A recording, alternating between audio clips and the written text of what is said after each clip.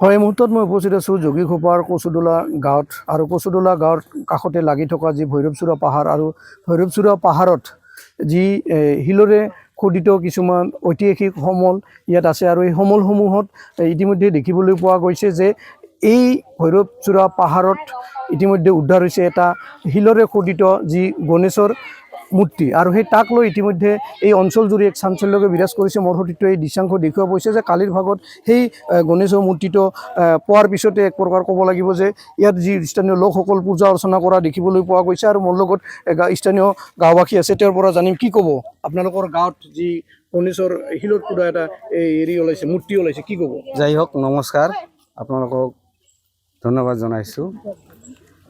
ইয়াতে মানে যিটো আমাৰ গণেশ মূৰ্তি ওলাল, কিন্তু ইয়াতে আমাৰ শিৱ মন্দিৰ আছে, এইটো আমাৰ হ'ল এক নম্বৰ শিৱ মন্দিৰে।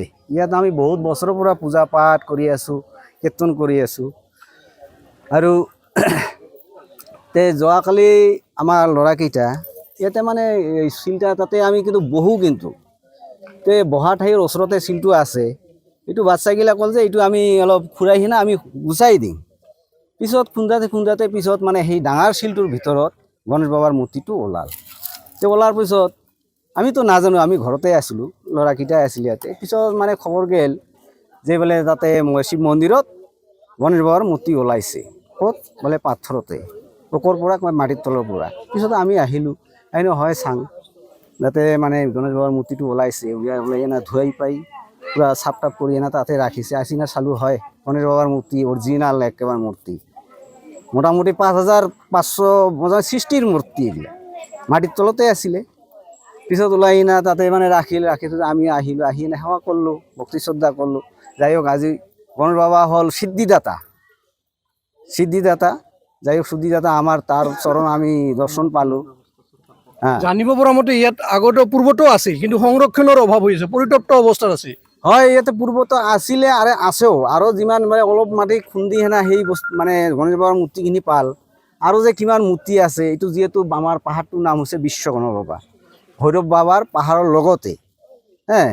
এই পাহাৰত ধৰক ঐতিহাসিক পুৰাণা মানে সৃষ্টিৰ পাহাৰ। তেতিয়াৰ পৰা বিশ্বকৰ্মা বাবাৰ ওপৰতো চূড়া আছিল, সেই চূড়া আমি ইয়াতে আনি এনে পূজা কৰি আছোঁ।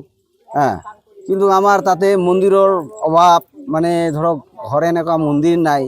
চৰকাৰক আগতেও আমি কিমান ধৰক এনেকৈ আপোনালোকৰ জৰিয়তে নিউজ লাইভ কৰিছিলোঁ, কিন্তু একতো আমি ফল নাপালোঁ চৰকাৰৰ পৰা। গতিকে আমি চৰকাৰক এইখিনি মানে অনুৰোধ জনাওঁ যে আমাৰ এই মন্দিৰ, এই শিৱ মন্দিৰ, আজি গণেশ বাবাৰ সাক্ষাৎ মানে আমি দেখা পাই না, আমাক খুব আনন্দ লাগছে।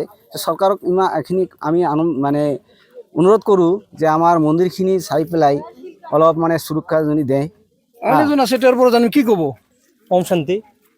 মোটামুটি প্ৰথমতে আমি ছোৱালীকেইটা আলোচনা কৰিছোঁ যে তাতে এটা শিল আছে, আমি শিলটা আৰু কি উঠাম। তাৰপিছত আমি কালি ৰাতিপুৱা আহিলোঁ, আহি ছোৱালীকেইটা আমি তাতে খুন্দলোঁ, মানে ভাবছোঁ একো নাই নেকি, খালি শিল হ'ব এতিয়া। তাৰপিছত খুন্দাৰ পিছত শিলটো ওলালোঁ। ওলাৰ পিছত মানে মাটি দি গোটেইখন বন্ধ আছিল, আমি গম পোৱা নাই কিবা আছে ইয়াতে। তাৰপিছত আমি ধুলোঁ, ধোৱাৰ পিছত তাতে দেখিলোঁ এটা মূৰ্তি। আমি চিনাকি কৰিব পৰা নাই কি মূৰ্তি, শিৱ মূৰ্তি না গণেশ মূৰ্তি। তাৰপিছত আমি ডাঙৰ মানুহবিলাক মাতিলোঁ, মাতাৰ পিছত তেওঁলোকে ক'ল এতিয়া গণেশ বাবাই হয়।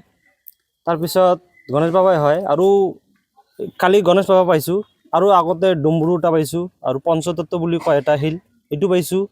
আৰু আমি ইয়াতে অলপ সন্দেহ আছে, ইয়াতে আমি খুলিছোঁ, মানে এতিয়ালৈকে আমি সন্ধান পোৱা নাই। আমি মোটামুটি কালিৰ ভিতৰত এটা খুলি আমি ওলাম, কি আছে নাই। মহাদেৱ বাবাৰ কৃপাত যদি আকৌ থাকে ওলাব। আৰু মই আমাৰ মুখ্যমন্ত্ৰী মাননীয় শ্ৰীযুত ডক্টৰ হিমন্ত বিশ্ব শৰ্মা ডাঙৰীয়াক অনুৰোধ জনাইছোঁ যে আমাৰ বঙাইগাঁও ডিষ্ট্ৰিক্টত কচুদোলা গাঁৱত অৱস্থিত আমাৰ শিৱ মন্দিৰ, তো কালি আমি গণেশ বাবাৰ মূৰ্তিটো পাইছোঁ। এই মূৰ্তিবিলাক আমাৰ সংৰক্ষণৰ বাবে আমাৰ কিবা এটা মন্দিৰত সহায় কৰাৰ কাৰণে আমি বিনম্ৰভাৱে অনুৰোধ জনাইছোঁ।